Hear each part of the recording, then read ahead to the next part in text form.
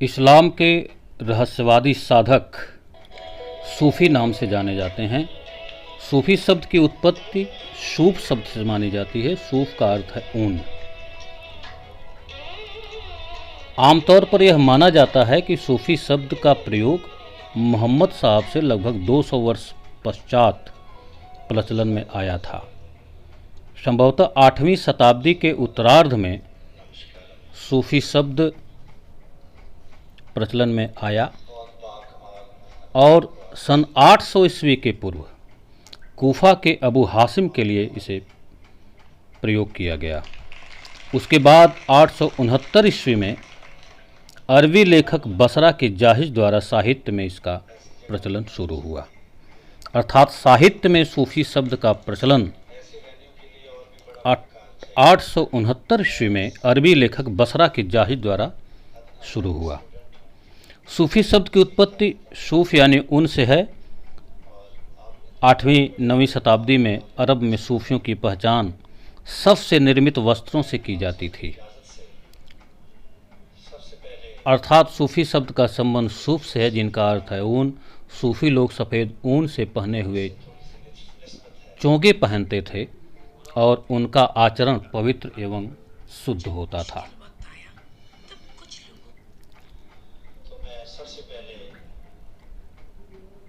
जो दूसरी मान्यता है वह यह है कि मोहम्मद साहब ने मदीना में एक मस्जिद निर्मित करवाई। इस मस्जिद के बाहर सुफक पर जिन व्यक्तियों ने आकर शरण लिया वे उन्हीं वस्त्र धारण करते थे। ये साधक मुस्लिम रहस्यवाद के खोज में लीन हो गए। ये लोग ही सूफ़ी कहलाए। तीसरी विचारधारा यह है कि सूफ़ी शब्द की उत्पत्ति सफ़ा अर्थात शुद्धता, विशुद्धता से है, पवित्रता से है। इनके अनुसार इस्लाम के जो अनुयायी हैं, इस्लाम के मत को मानने वाले हैं, जो मुसलमान हैं, उनमें जो पवित्र व्यक्ति थे वे सूफ़ी कहलाए। कुछ विद्वान इसे अरब की एक विशेष जाति सूफ़ा का रूपांतर मानते हैं और कुछ इन्हें सूफ़फ़ यानी आगे की पंक्ति से निर्मित होना स्वीकार करते हैं। एक अन्य मत यह है कि सूफ़ी शब्द की उत्पत्ति ग्रीक शब्द सूफिया से हुई है, जिसका अर्थ है ज्ञान। सूफ़ी अर्थात ज्ञानी।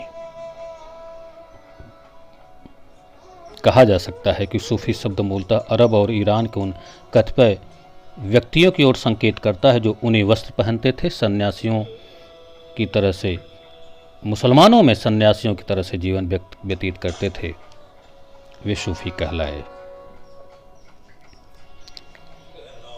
सूफियों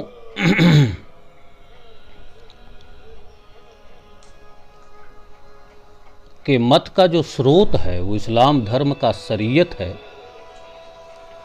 और इस्लाम से ही इसका जन्म हुआ था। और ये सूफ़ी जो संत थे वे रहस्यवादी साधक इस्लाम धर्म के माने जाते हैं। सूफ़ी धर्म की जो मान्यताएं थीं वो मान्यताएं 5 मान्यताएं उनकी बड़ी प्रमुख थीं। उन 5 मान्यताओं के बारे में संक्षेप में जाना जा सकता है। सूफ़ी मत में जो अल्लाह है, ईश्वर है, निराकार सर्वव्यापी माना जाता था और संपूर्ण संसार उसके सौंदर्य पर मुग्ध होता है। सूफियों के अनुसार मानव सृष्टि का मानव सर्वश्रेष्ठ प्राणी है, उसमें ईश्वर की छाया है, उसमें जड़ अंश नफस है और आध्यात्मिक अंश रूह है। नफस को मारना मानव का कर्तव्य है और रूह को अल्लाह के दर्शन होते हैं। मानव में परिपूर्णता का बीज सुप्तावस्था में होता है, उसको जगाना ही मानव का कर्तव्य है। मोहम्मद सर्वश्रेष्ठ पूर्ण मानव हैं। मोहम्मद मतलब मोहम्मद साहब। ईश्वरी साक्षात्कार पीर और गुरु की ही सहायता से होता है, यानी अल्लाह के से मिलना पीर की सहायता से होगा। पीर और शेख कहा जाता था गुरुओं को। भारत में पीर कहा जाता था, अरब आदि देशों में शेख कहा जाता था। फना मानवीय गुणों का नाश है और बका ईश्वरीय गुणों की प्राप्ति है। ऐसा इस्लाम के सिद्धांतों में, सूफी के सिद्धांतों में लिखा हुआ है। सूफी अपने ईश्वर को सौंदर्य ज्योति का पुत्र मानते हैं। जैसा कि सूफी का मलिक मोहम्मद जायसी का विचार है कि सबसे पहले यह संसार शून्य था, प्रकाश रूप ने अपने ही अंश में मोहम्मद साहब को पैदा किया और तब आकाश, पृथ्वी, सूर्य एवं चंद्रमा का अस्तित्व शून्य में आया। इस प्रकार मोहम्मद साहब कोई साधारण व्यक्ति नहीं थे, अपितु उसी प्रकाश का एक अंश थे। ऐसा मलिक मोहम्मद जायसी, जो भारत के प्रसिद्ध सूफी कवि थे, उन्होंने पद्मावत आदि लिखा, उन्होंने ऐसा लिखा है। इसके लिए वे इस जगत में किसी व्यक्ति में खुदा की तस्वीर देखकर खुद खुदा के प्रेमी बनते हैं, और इस प्रकार लौकिक प्रेम, जिसे इसके मजाजी कहा जाता था, उसके द्वारा वे पारलौकिक प्रेम, इसके हकीकी की तरफ जाते हैं और परम तत्व खुदा, जो इनका मासूक है, उसके साथ एकाकार हो जाना चाहते हैं। इसको वे फना की दशा कहते हैं। फना का अर्थ है खुद को मिटा देना। एक शायर ने भी लिखा है, बड़ी प्रसिद्ध पंक्तियां हैं, आपको याद होंगी। हसरते कतरा है दरिया में फना हो जाना, दर्द का हद से गुजरना है दवा हो जाना। आचार्य रामचंद्र शुक्ल ने लिखा है कि ज्ञान के क्षेत्र में जो अद्वैतवाद है, भावना के क्षेत्र में वह रहस्यवाद है। धार्मिकता भारत में कूट कूट कर भरी हुई है और भारत के लोग किसी भी प्रकार की धार्मिकता को स्वीकार करने में अग्रणी रहे हैं। वे उसके प्रति किसी भी प्रकार का पूर्वाग्रह नहीं रखते रहे हैं।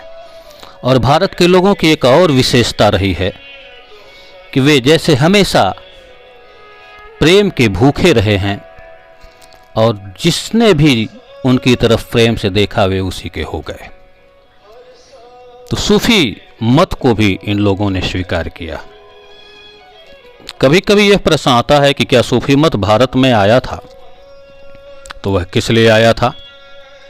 जिस समय देश में संत मत चल रहा था, संत साहित्य कबीर, नानक, दादू, रज्जब, रैदास द्वारा लिखा जा रहा था, जनता का मार्गदर्शन कराया जा रहा था, उनमें भी प्रेम की बात कही गई थी।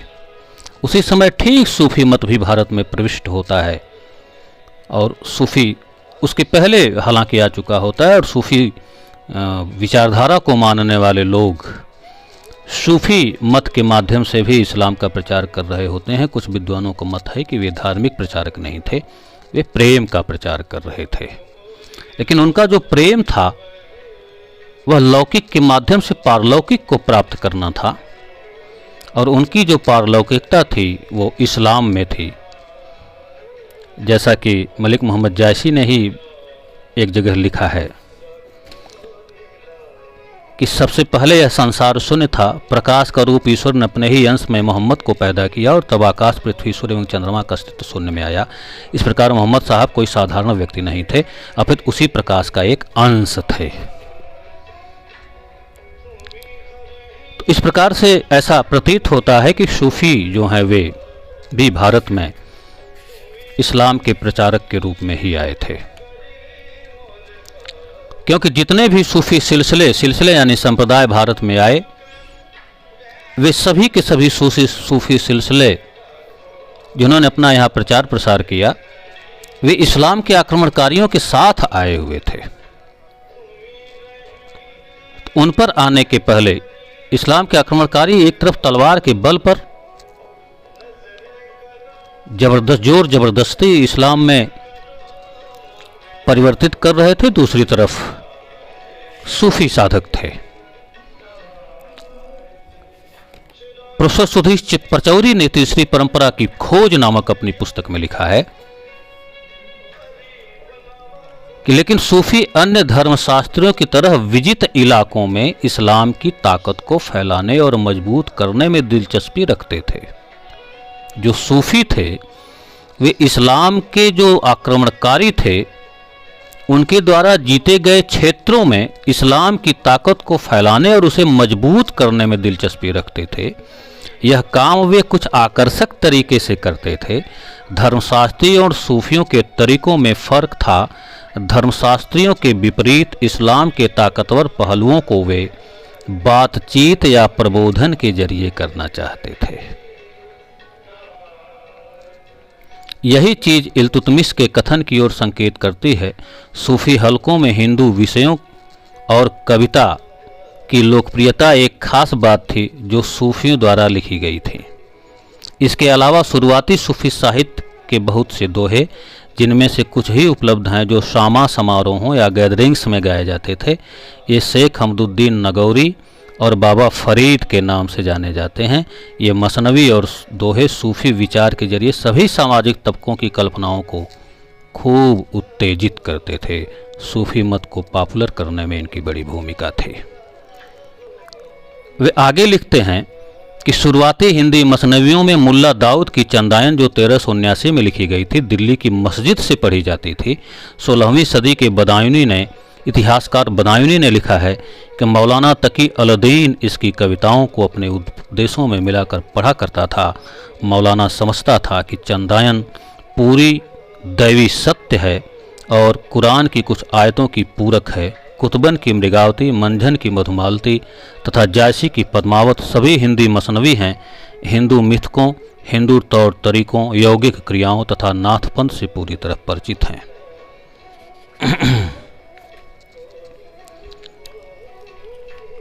वे लिखते हैं कि मध्यकाल के इतिहास ग्रंथों में सूफी कवियों की ठीक छवि वैसी नहीं नजर आती है जैसे कि हिंदी साहित्य के इतिहास में नजर आती है। ये सही भी है कि हिंदी साहित्य के इतिहास के इतिहासकारों ने सूफियों को अलग ढंग से पेश किया है, लेकिन इतिहास में वे दूसरी तरह से नजर आते हैं। वे प्रचारक के रूप में नजर आते हैं। जैसा कि ऊपर उल्लेख किया गया, वे विजित इलाकों में इस्लाम की ताकत को फैलाने और मजबूत करने में दिलचस्पी रखते थे। सुधीश पचौरी जी ने लिखा है, साहित्य के इतिहास में वे सिर्फ कवि हैं, जबकि इतिहास ग्रंथों वे इस्लाम के प्रचारक की तरह सामने आते हैं। साहित्य के इतिहास का लेखन अगर अंतरानुशासिक नज़र से किया जाता तो सूफियों के इस्लाम के प्रचारक की भूमिका भी स्पष्ट रहती। मध्यकाल में धार्मिक प्रवचनों और विचार विमर्शों के लिए मंदिर या मस्जिद पुराने ढंग के जनक्षेत्र थे, जिनके जरिए जनता के बीच अपने अपने धार्मिक विचारों को प्रचारित किया जाता था। सूफी इस्लाम का प्रचार करने के लिए आए थे, लेकिन जैसे ही सूफी हिंदू समाज से संवाद करते थे, वैसे ही उनको अपने कलाम में परिवर्तन करना पड़ता था। उपरोद्धृत हकायकी हिंदी इसी हेतु बनाया गया था ताकि इस्लाम और हिंदू धर्म के प्रतीकों की समानांतरताएं दिखाई जा सकें, इस्लाम के विचारों का प्रचार किया जा सके।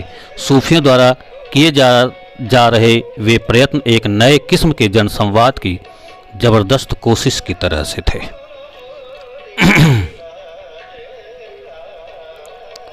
इस प्रकार से वह समय जो दो धर्मों के बीच लंबी कसमकस और लेन देन, जो एक धार्मिक और राजनीतिक तनाव की तरह देखा जा सकता था, जिसके निशान उस समय की भक्ति की कविता में, संतों की कविता में और सूफियों की कविता में देखा जा सकता है। जरा सोचिए कि मुल्ला दाऊद की चंदायन दिल्ली की एक मस्जिद से पढ़ी जाती थी, जिसमें एक कहानी का वर्णन है। उसका वाचक यह मानता था कि चंदायन में कुरान के बहुत से संदेश निहित हैं, जिन्हें सुनाकर इस्लाम को पॉपुलर बनाया जा सकता है। तो इस तरह से हमें सूफी आंदोलन को भारत में उनका आगमन देखना चाहिए, तब हमें सूफियों की स्थिति का पता चलेगा। मुजफ्फर आलम नाम का एक इतिहासकार है, उसने अपने ग्रंथ में लिखा था कि सूफी यहाँ इस्लाम का प्रचार करने वाली एजेंसी की तरह काम करने आए थे। अगर हम उनको उनकी एजेंसी के साथ नहीं देखेंगे तो न हम इस्लाम की और न सूफियों की ऐतिहासिक भूमिका को समझ पाएंगे, न इस्लाम और हिंदू धर्म के बीच के हजार तरह के संवादों विवादों की फॉल्ट लाइनों की परिणतियों की तरह स्वीकार कर पाएंगे।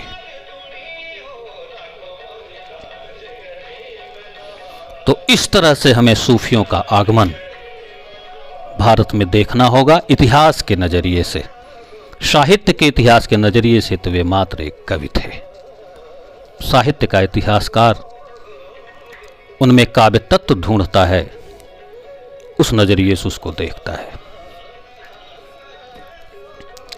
अब भारत में, वैसे तो भारत में सूफी मत का आगमन 9वीं-10वीं शताब्दी में ही हो गया था, किंतु इसके प्रचार प्रसार का श्रेय ख्वाजा मोइनुद्दीन चिश्ती को है, जिन्होंने इसे खूब लोकप्रिय बनाया। आईने अकबरी में 14 सूफी संप्रदायों का उल्लेख है, जिनमें से 5 संप्रदाय प्रसिद्ध हैं: कादरी, चिश्ती, सोहरावर्दी, नक्शबंदी तथा सत्तारी। इनमें चिश्ती संप्रदाय सर्वाधिक प्रसिद्ध हुआ। इसकी 7वीं पीढ़ी में ख्वाजा मोइनुद्दीन चिश्ती हुए, जिन्होंने भारत में सूफी मत का प्रचार प्रसार किया। सोहरावर्दी संप्रदाय का भारत में प्रचार बहाउद्दीन जकरिया ने किया। कादरी संप्रदाय का प्रवर्तन अब्दुल कादिर ने किया। इस संप्रदाय के सैयद मोहम्मद गौस बहुत लोकप्रिय उस समय हो गए थे इस्लाम के शासकों में, और वे इतने लोकप्रिय हो गए थे कि सिकंदर लोदी उनसे खुश होकर के अपनी बेटी का विवाह कर दिया था। नक्शबंदी संप्रदाय का प्रचार भारत में 17वीं सदी में अहमद फारूकी ने किया था।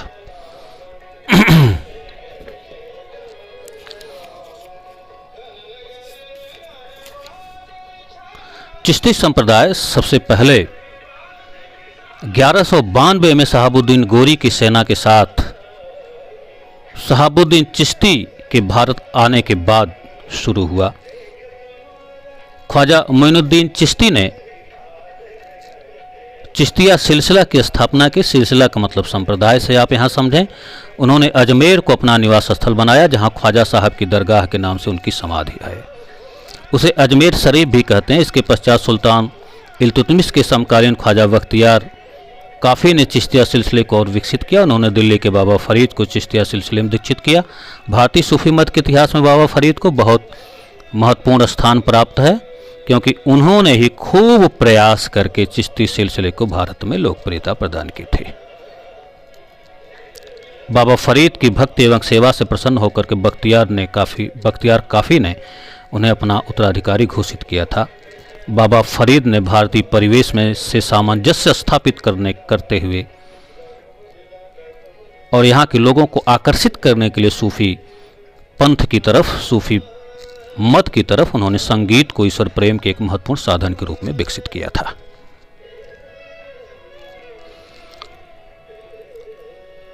ख्वाजा मोइनुद्दीन चिश्ती ने उनके बारे में यह भविष्यवाणी की थी कि वे एक ऐसे दीपक हैं जो चिश्ती सिलसिले को नया प्रकाश देंगे।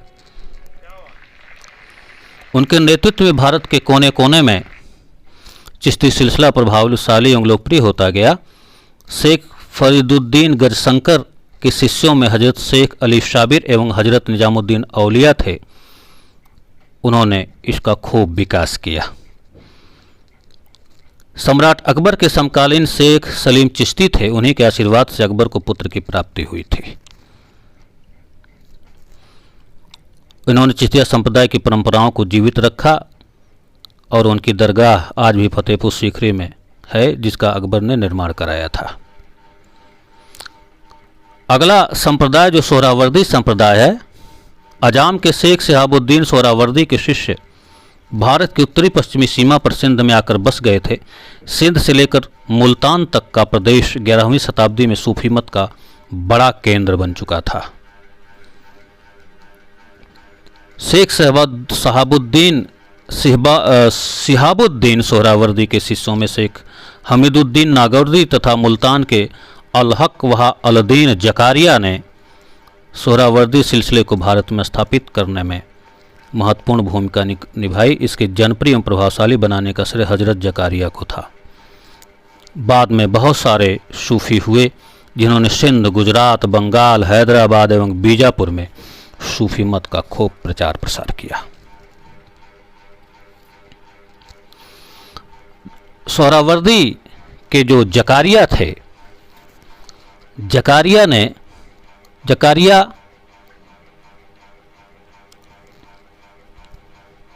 बहाउद्दीन जकारिया ये राजनैतिक एवं धार्मिक जीवन में भी ये हस्तक्षेप करते थे। इन्होंने बहुत सारे धन प्राप्त किए, जागीरें प्राप्त की। इनकी एक शाखा फिरदौसिया जो शरफुद्दीन मूसा के नेतृत्व में बिहार में कार्यरत थी। शेख मूसा भी बड़े विद्वान थे, इस्लाम के जानकार थे, संगीत के प्रेमी थे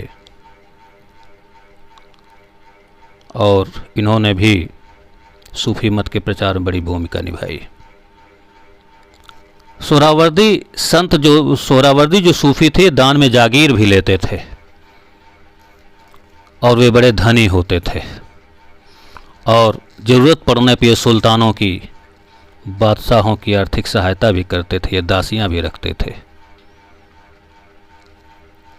कादरी संप्रदाय इस्लाम के श्रेष्ठ आध्यात्मिक ज्ञानी एवं महान संतों में अग्रणीय बगदाद के शेख अब्दुल कादिर जिलानी ने कादरी संप्रदाय की स्थापना की थी और कादरी संप्रदाय के अनुयायियों ने भारत में अकबर के राज्यकाल में यह खूब विकास किया और भारत में सर्वप्रथम सूफी नियामतुल्लाह नासरुद्दीन महमूद जिलानी ने इस संप्रदाय का खूब प्रचार प्रसार किया।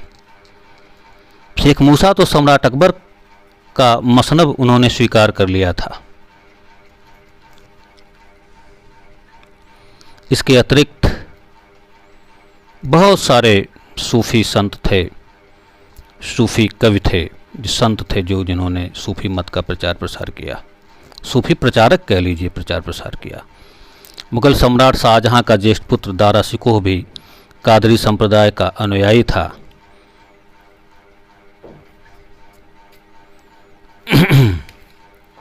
नक्शबंदी संप्रदाय जो बहुत प्रभावशाली संप्रदाय था, इस संप्रदाय के संस्थापक ख्वाजा मोहम्मद बाबा शमसी के शिष्य तुर्किस्तान के निवासी थे मोहम्मद अलवो सत्तारी उर्फ ख्वाजा बहुद्दीन मोहम्मद। तुर्किस्तान के ये निवासी थे।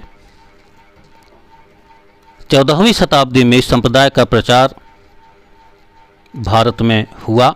भारत में नक्शबंदी संप्रदाय का प्रचार एवं प्रसार करने का श्रेय ख्वाजा मोहम्मद बाकी बिल्लाह वैरंग को दिया जाता है। इनके प्रमुख शिष्य शेख अहमद सरहिंदी थे जो मुजहद्दीद के नाम से विख्यात हैं।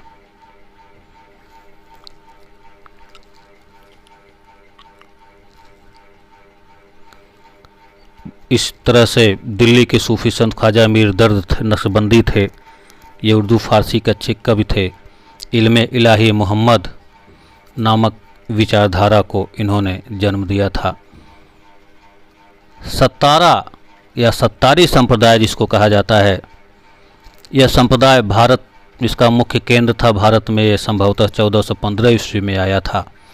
अब्दुल सत्तार ने इस संप्रदाय को स्थापित किया था। इस संप्रदाय के सूफी संतों का यह विचार था कि अल्लाह यानी ईश्वर इस संसार का शासक है। आत्मनिषेध एवं आत्मलोभ का विचार गलत है। ऐक्य का अर्थ है मैं हूँ और मैं एक हूँ। इस संप्रदाय के प्रमुख संत सूफी थे मोहम्मद गौथ, वजी अलुद्दीन गुजराती, सैयद नूरुल्लाह, संत शाह पीर। मोहम्मद गौथ को सम्राट हुमायूं को मोहम्मद गौथ हुमायूं का मार्गदर्शक था। हुमायूं को अपना शिष्य मानता था। तो इस प्रकार से सूफी आंदोलन ने मध्यकालीन भारत में प्रचार प्रसार में बड़ी भूमिका निभाई। सूफी संत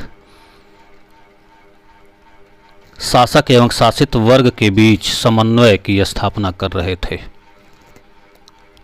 सूफी संतों को भारत में पीर तथा विदेशों में शेख के नाम से संबोधित किया जाता था। सभी सूफियों ने गुरु की महत्ता को सर्वोच्च स्थान दिया।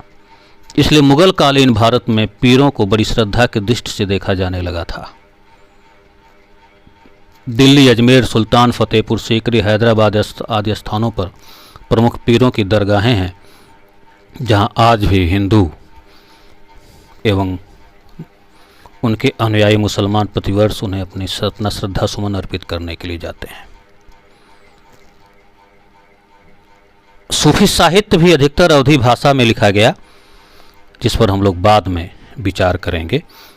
अभी तो हम लोगों ने ये देखा कि सूफी आंदोलन भारत में शुरू कब और कैसे हुआ, उसका भारत में आगमन कब हुआ, इस पर हम लोगों ने संक्षेप में एक दृष्टि डाली।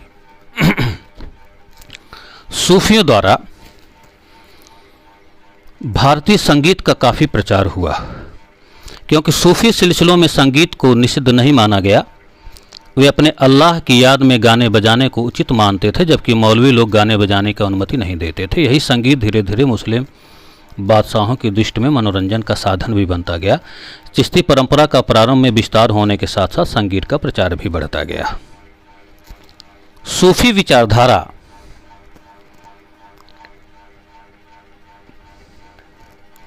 धीरे धीरे लोकभाषा में व्यक्त होने लगी।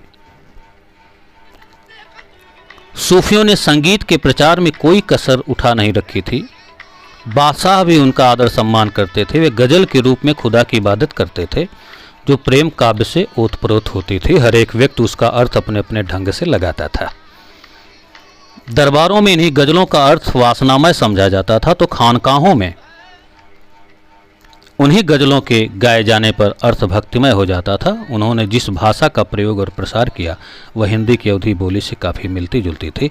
इस गेय काव्य ने समकालीन भारत के विभिन्न प्रादेशिक भाषाओं के मध्य भाषागत सेतु का कार्य किया। इसी समय हिंदी की गेय रचनाओं को भारतीय अथवा ईरानी दोनों ही धुनों में गाया जाने लगा था। उस समय की प्रचलित और सर्वप्रिय गायन शैलियां गजल और कव्वाली थीं। गजल को अरबी भाषा में स्त्रीलिंग मानते हैं, जिसका अर्थ होता है प्रेम पात्र से वार्तालाप, यानी गजल का अर्थ है प्रेम पात्र से वार्तालाप। ऐसे स्थिति में उर्दू और फारसी की विशेष प्रकार की कविताओं को भी गजल कहते हैं। एक गजल में कम से कम 5 और अधिक से अधिक 11 शेर होते हैं। सारे शेर एक ही रदीफ और काफिये में होते हैं और प्रत्येक शेर में एक स्वतंत्र भाव होता है। गजल का प्रथम शेर मतला और अंतिम शेर मक्ता कहलाता है। मक्ते में शायर अपना उपनाम रखता है। आप गजलों में ऐसा देखते होंगे। गजल के संग्रह को दीवान कहा जाता है। अधिकांश गजलें श्रृंगार रस में लिखी होती थीं। यही कारण था कि गजलों का गायन संगीत प्रेमियों को तो अच्छा लगता ही था, साथ ही साथ सूफियों को भी प्रिय लगता था। वह उनके प्रचार प्रसार में काम आता था। सन 1210 से 1388 तक गजल का प्रचार और प्रसिद्धि प्रत्येक बादशाह के दरबार में रही। इल्तुतमिश, गयासुद्दीन बलबन के पुत्र शहजाद मोहम्मद, अलाउद्दीन खिलजी, कुतुबुद्दीन, मुबारक शाह खिलजी, गयासुद्दीन तुगलक, मोहम्मद तुगलक, फिरोज तुगलक तक के युग में गजल का खूब सम्मान था। इन सब सुल्तानों को गजल सुनने का शौक था और इनके दरबारों में प्रसिद्ध गायक भी सम्मानपूर्वक रहा करते थे। गजल के साथ साथ जो दूसरी लोकप्रिय शैली थी, जैसा कभी बताया गया, कव्वाली थी। कौल का अर्थ हुआ कथन और कौल का गाने वाला कव्वाल कहलाता था और यही गायन शैली कव्वाली कही जाने लगी। गजल के विषय को पहले लौकिक प्रेम की दृष्टि से देखा गया। पुनः यदि उसी विषय के प्रेम पात्र को ईश्वरीय मानकर भक्तिमय होकर गाया गया तो वह कव्वाली का रूप ले लेती थी। यह ध्यान रहे कि गजल और कव्वाली दोनों की गायन शैलियाँ सुल्तानों और सूफियों के कार्यकाल में लोकप्रिय हुई और अमीर खुसरो गयासुद्दीन तुगलक के साथ जब बंगाल गया था तो वहाँ से लौटते हुए अपने गांव चला गया था। गयासुद्दीन तुगलक के बाद जूना खां मोहम्मद तुगलक नाम से सिंहासन पर बैठा था और मोहम्मद तुगलक संगीत का बड़ा प्रेमी था। कलाकारों का आदर सम्मान करता था। मध्यकालीन भक्ति आंदोलन के विकास में संगीत के विकास ने भारी योगदान दिया था। उस भारत में भक्ति संगीत का काफ़ी प्रचार प्रसार हुआ था और सूफियों ने इसको प्रचार प्रसार में बड़ी भूमिका निभाई थी। इस प्रकार से भारत में 14 सूफी संप्रदायों में 5 बहुत ही प्रसिद्ध और लोकप्रिय हुए थे, जिसके बारे में हम लोगों ने अभी देखा, उस पर हम लोगों ने बातचीत की। सूफियों के दर्शन को तसव्वुफ कहा गया। सूफी कुरान द्वारा प्रतिपादित परमात्मा के स्वरूप को स्वीकार करते थे, अल्लाह के स्वरूप को स्वीकार करते थे। इस्लाम मतावलंबी की भांति ही वे एकेश्वरवाद में विश्वास रखते थे, लेकिन वे अपने ढंग से उसका अलग अर्थ करते थे।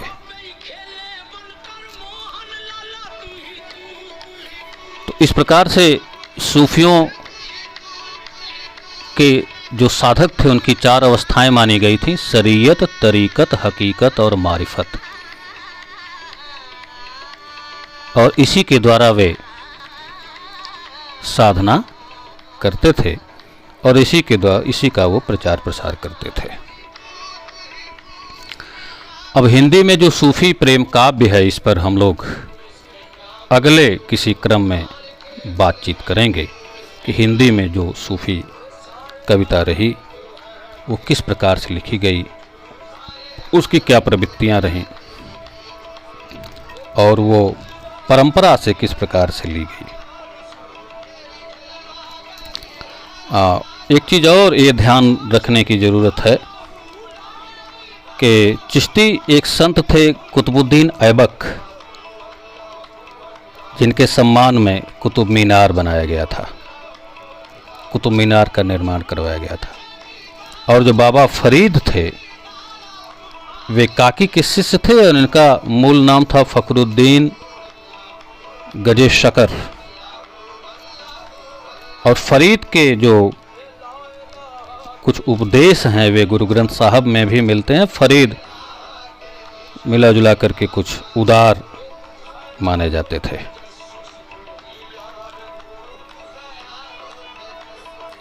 निजामुद्दीन औलिया चिश्ती संत थे जो बाबा फरीद के शिष्य थे। इनका जन्म बदायूं में हुआ था। यह अपने युग में सबसे प्रसिद्ध थे। इन्होंने कुछ योग आदि भी सीखा हुआ था। लोग इनको सिद्ध कहते थे। इन्होंने दिल्ली के साथ कई सुल्तानों का साथ इन्होंने देखा था। औलिया का सुल्तान गयासुद्दीन तुगलक से एक बार विवाद हो गया था, जिसमें उन्होंने कहा था कि हुनज दिल्ली दुरस्त। अमीर खुसरो चिश्ती से दीक्षित थे, चिश्ती संप्रदाय से में दीक्षित थे और औलिया के शिष्य थे। औलिया ने उन्हें तरकुलाहा की उपाधि दी थी। खुसरो एक कवि, संगीतकार, इतिहासकार और सेनापति के रूप में विख्यात हैं और वे कहते थे कि मैं भारत का तोता हूँ। तोताए हिंद उन्हें कहा जाता था। खुसरो ने फारसी भाषा का भारतीयकरण किया था। खड़ी बोली और हिंदी के विकास में भी इनका योगदान था, सब लोग जानते हैं। सोहरावर्दी जो सिलसिला है, सोहरावर्दी सिलसिला धन संपदा बटोरने और सांसारिक सुखों में भरोसा रखता था और वह जागीरें भी लेता था। भारत में इसके संस्थापक बहाउद्दीन जकारिया थे। इल्तुतमिश इनका बड़ा प्रशंसक था। इल्तुतमिश ने इन्हें शेखुल इस्लाम की उपाधि दी थी। और एक सोहरावर्दी संत, सोहरावर्दी सूफी थे जिन्हें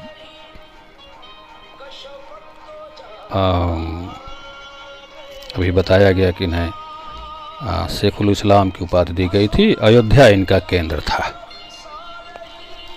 इस प्रकार से बहुत सारे सूफी संत भारत में प्रसिद्ध थे। शेख अहमद सरहिंदी ये नक्शबंदी सिलसिले के सूफी संत थे। शहदत उल हुदूद जैसे इस्लाम के रूढ़िवादी सिद्धांतों के समर्थक थे। इन्होंने अकबर के कार्यों की एक बार आलोचना कर दी थी तो जहांगीर ने इन्हें गिरफ्तार कर लिया था। शेख अहमद सरहिंदी को मुजदिल आरिफ शानी यानी सुधारक कहा जाता है। किस प्रकार के सुधारक थे ये पता नहीं है, लेकिन ये लगता है कि ये कट्टरपंथी स्वभाव के थे। और एक सूफी संत थे महदवी सिलसिला, ये रोशनिया सिलसिला के थे और ये जौनपुर के थे।